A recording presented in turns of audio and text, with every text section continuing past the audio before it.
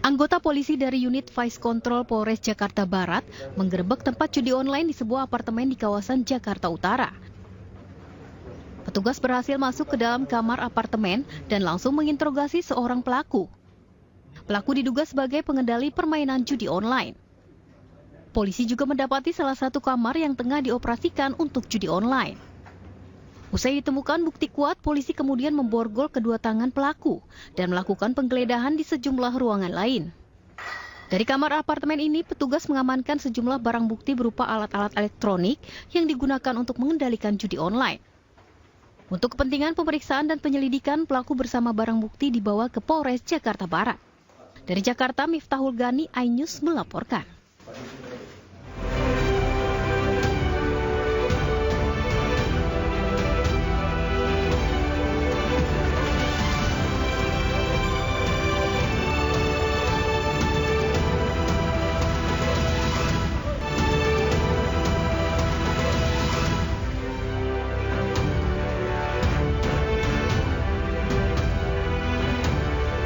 Halo, selamat pagi pemirsa. Senang sekali saya kembali hadir di iNews Pagi ini, Galuh. Selamat datang kembali, Bayu.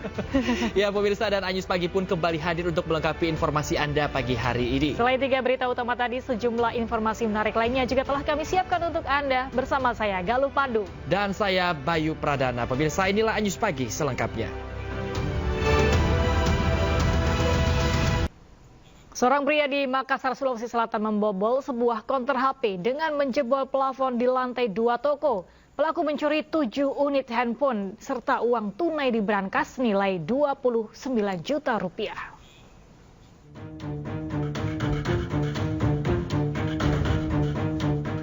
Inilah rekaman video CCTV saat seorang pria melakukan aksi pencurian di salah satu konter penjualan HP di Jalan Rapocini, Kota Makassar, Sulawesi Selatan. Pelaku terlihat menutupi wajahnya dengan sebuah baju dari lantai 2 konter, kemudian turun ke lantai 1. Setelah itu, pelaku lalu menuju ke receiver CCTV dan melakukan pengerusakan sebelum melakukan aksi pencurian.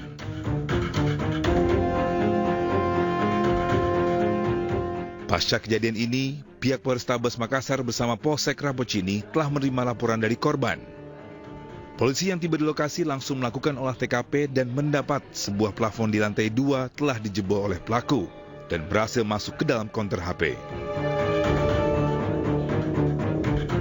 Menurut salah seorang karyawan, selain mengambil 7 unit handphone, pelaku juga merusak brankas dan berhasil mengambil uang tunai senilai 29 juta rupiah lalu kabur. Kalau yang sudah dari kemarin dia ambil 29 juta ya? Itu apa yang hilang? Stok sama uang. Apa stok HP? Iya, stok HP. Kurang lebih berapa? Stok HP ada 7. Adapun ciri-ciri pelaku sementara dalam DPO dan yang bersangkutan berinisial H. Pihak kepolisian yang telah mengidentifikasi pelaku masih melakukan pengejaran terhadap pria yang telah dikantongi identitasnya ini. Dari Makassar, Sulawesi Selatan, Yoel Yusfin, iNews melaporkan. Polres Metro Tangerang Kota menetapkan 3 orang tersangka kasus pencabulan anak di bawah umur di Yayasan Panti Asuhan Pinang, Kota Tangerang. 2 dari 3 tersangka sudah ditangkap, sementara 1 orang masih buron. Kedua tersangka yakni ketua yayasan inisial S dan pengasuh yayasan inisial YB, sementara YS masih diburu polisi. 2 tersangka ditetapkan setelah jalani pemeriksaan, sementara 1 tersangka masih diburu polisi. Kapolres Metro Tangerang Kota, Kombes Pol Zain Dwi Nugroho mengatakan saat ini ada 12 korban, namun baru 7 orang yang membuat laporan secara resmi. Korban termuda berusia 8 tahun dan korban paling tua berusia 30 tahun. Zain juga menyebut di panti asuhan tersebut ada 2 balita, namun belum diketahui apakah menjadi korban atau tidak. Pelaku ini kita sangkakan dengan persangkaan pasal 6 huruf C Undang-Undang Nomor 12 Tahun 2022 tentang tindak pidana kekerasan seksual dan atau perbuatan cabul terhadap anak sebagaimana dalam pasal 76E dan 76I Yungto pasal 82 Undang-Undang Nomor 17 Tahun 2016 tentang perlindungan anak dan atau pasal 289 KUHP. Kemudian upaya-upaya yang akan kita lakukan ke depan untuk memaksimalkan penyidikan yang kita lakukan maupun pengembangan perkara ini, yang jelas satu, kita akan membuat posko pengaduan di unit PPA Polres Metro Tangerang Kota, dan kita juga membuat WA pengaduan di 0822 110 0110. Sebelumnya pemirsa, ratusan warga Kunciran Indah Pinang, Kota Tangerang menggeruduk panti asuhan yang dimiliki tersangka pencabulan. Aksi ini sebagai bentuk protes terhadap oknum pengurus yayasan yang diduga melakukan tindakan asusila terhadap anak di bawah umur.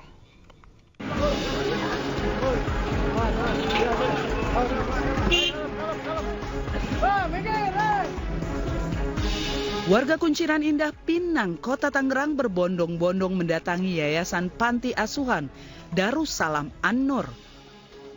Aksi ini dilakukan setelah polisi menetapkan 3 tersangka yang merupakan oknum pengurus panti asuhan atas tindakan pencabulan terhadap anak asuh yang mencari perlindungan di yayasan tersebut. Warga kecewa atas tindakan yang dilakukan ketua yayasan dan 2 orang pengurus lainnya atas tindakan keji mereka terhadap anak yatim yang tinggal di panti tersebut. Sementara itu, Dinas Sosial Kota Tangerang segera memindahkan belasan anak yatim yang masih tinggal di yayasan tersebut ke rumah penampungan sementara untuk diberikan trauma healing. Anak-anak diberi kegiatan trauma healing hingga pemeriksaan kesehatan mulai dari kesehatan fisik hingga tes sampel darah. Pejabat Wali Kota Tangerang, Nurdin, memastikan operasional Yayasan Panti Asuhan tidak berizin atau ilegal. Sekarang sedang ada proses untuk trauma healing, ya, pemeriksaan kesehatan dan juga tes psikotes ya untuk melihat kejiwaan. Nah, untuk hasil akhir mungkin kita masih menunggu kerja dari teman-teman, tetapi secara visual kita lihat anak-anak sudah mulai baik gitu ya. Pemerintah daerah akan merawat anak-anak hingga trauma mereka hilang dan dipastikan seluruh anak dalam kondisi sehat. Nantinya anak-anak akan dikembalikan kepada orang tua atau dititipkan kepada panti asuhan resmi yang mengantongi izin operasional. Totalnya ada 18 anak di Panti Asuhan Darussalam An-Nur. 12 anak telah dievakuasi, 4 anak di tangan relawan, dan 2 balita dititipkan di pondok pesantren. Pemirsa, 2 orang kakek tega memperkosa cucu kandungnya sendiri yang masih berusia 11 tahun. Kejadian ini terkuak setelah kakak korban melapor ke wali kelas.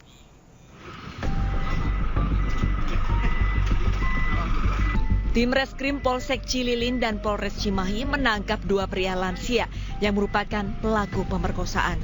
Mirisnya korban dari kedua pelaku ini adalah cucu kandungnya sendiri. Korban mulai diperkosa sejak bulan November tahun lalu. Sebelumnya, korban tinggal bersama pelaku karena dititipkan ibunya yang bekerja sebagai TKI. Dari mana Pak? 2 bulan. Dari 2 bulan yang lalu. Dari bulan? Bukan 2 bulan yang lalu, betul udah setahun. Dari setahun yang lalu. Udah berapa kali? 4 kali. Kok kenapa Bapak tega gitu melakukan itu? Hilap 4 kali, ya. Tinju Pak. Korban itu diiming-imingi uang. Ya, kemudian pelaku setelah memberikan, kemudian melakukan perbuatan yang tidak atau pencabulan itu dilakukan di rumahnya pelaku. Kemudian untuk yang terbaru ya, yang saudara L itu dilakukan di rumahnya juga. Itu karena dia merasa bahwa korban itu tinggal di rumahnya. Ya, perlu diketahui bahwa korban ini tinggal bersama mereka karena dititipi oleh ibunya, di mana bapaknya sudah meninggal. Ya. Kemudian ibunya sedang menjadi TKW. Tidak tahan menjadi sasaran nafsu bejat kedua kakeknya, korban memberanikan diri menceritakan ke kakak dan wali kelas sekolahnya. Atas perbuatannya, kedua pelaku kini ditahan dan dijerat pidana maksimal 15 tahun penjara. Dari Kabupaten Bandung Barat, Jawa Barat, Yuwono, iNews melaporkan. 3 rumah di Jalan Kasuari, Kota Dumai, Riau terbakar. Kebakaran diduga akibat arus pendek listrik.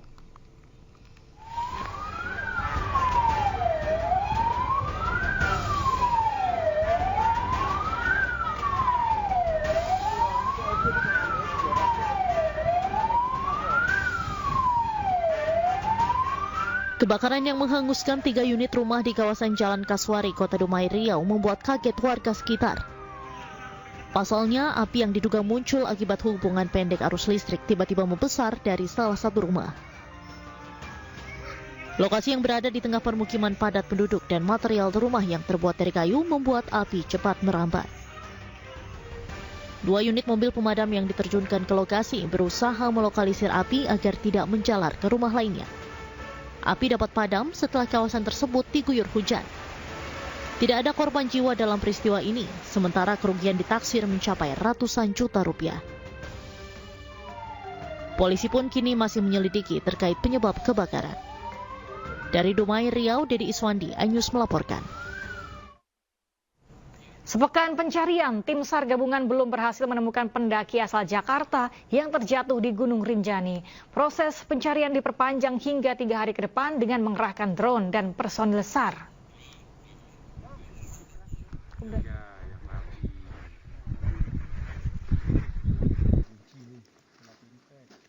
Sepekan sejak dinyatakan hilang, tim SAR gabungan belum berhasil menemukan pendaki asal Jakarta, Kahifat Raffi Mubarok yang jatuh di Gunung Rinjani. Tim SAR memperpanjang waktu pencarian dari 8 hingga 10 Oktober dengan fokus pencarian di sekitar Danau Segara Anak. Selama pencarian, tim SAR gabungan juga mengerahkan drone untuk menyisir area yang sulit dijangkau. Selain itu, 2 personel juga ditugaskan menuruni jurang hingga kedalaman 500 meter untuk mencari korban. Pencarian atas nama Kahifat itu kita menggunakan drone thermal. Itu dari pertigaan menuju arah puncak. Kita menyisir sebelah kanannya, jadi mengarah jika ada jatuh itu mengarah ke sisi danau. Jadi di sana kita penyisiran yang dicurigai di sekitar area-area tebing itu sejauh hingga 1 sampai 1,2 km begitu. Kami jatuh ke bawah sono, Yan. Jatuh ke bawah sono. Korban selamat. Sebelumnya pada 28 September lalu, Kahifat Raffi Mubarok bersama 12 rekannya mendaki Gunung Rinjani. Korban dan rekannya Muhammad Afifah Reza terpisah dari rombongan karena diduga salah jalur hingga terprosok ke jurang Punggung Pelawangan pada 29 September. Reza yang berpegangan pada kayu dilaporkan selamat, sementara korban yang berpegangan pada batu terlepas hingga dilaporkan hilang. Dari Lombok Timur, Nusa Tenggara Barat, Ramli Nurawang, iNews melaporkan. Pemirsa, seorang pendaki wanita yang dinyatakan hilang di Gunung Slamet Purbalingga, Jawa Tengah ditemukan selamat. Korban ditemukan setelah hilang selama 2 hari.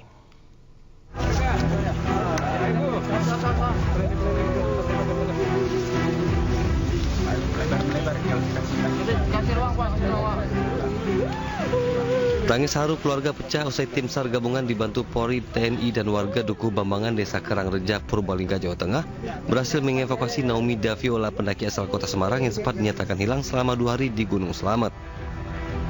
Sebelumnya Naomi bersama rombongan sebanyak 40 pendaki berangkat pada Sabtu malam 5 Oktober 2024. Sesuai rencana, seluruh pendaki kembali lagi ke base camp Bambangan hari Minggu malam 6 Oktober 2024. Namun Naomi dinyatakan hilang dan dilaporkan ke pihak base camp Bambangan pada Senin siang dan berhasil dievakuasi dalam kondisi selamat pada Selasa siang. Berkat dengan kerjasama tim dan konsolidasi dan koordinasi yang baik antar tim. Jadi koordinasi yang baik ini akhirnya menghasilkan hasil yang baik, dan alhamdulillah saudari Naomi walaupun bertahan untuk 2 hari 2 malam di atas gunung, tapi bisa pulang dengan selamat. Itu adalah sebuah prestasi yang luar biasa, bisa ditemukan oleh tim. Korban langsung dilarikan ke Rumah Sakit PKU Muhammadiyah Purbalingga untuk penanganan medis. Dari Purbalingga, Jawa Tengah, Catur Edi Purwanto, Ainus melaporkan. Pemirsa, ratusan guru di Bojonegoro, Jawa Timur menangis saat berunjuk rasa menuntut kesejahteraan mereka. Informasi selengkapnya akan kami hadirkan usai jeda sesaat lagi.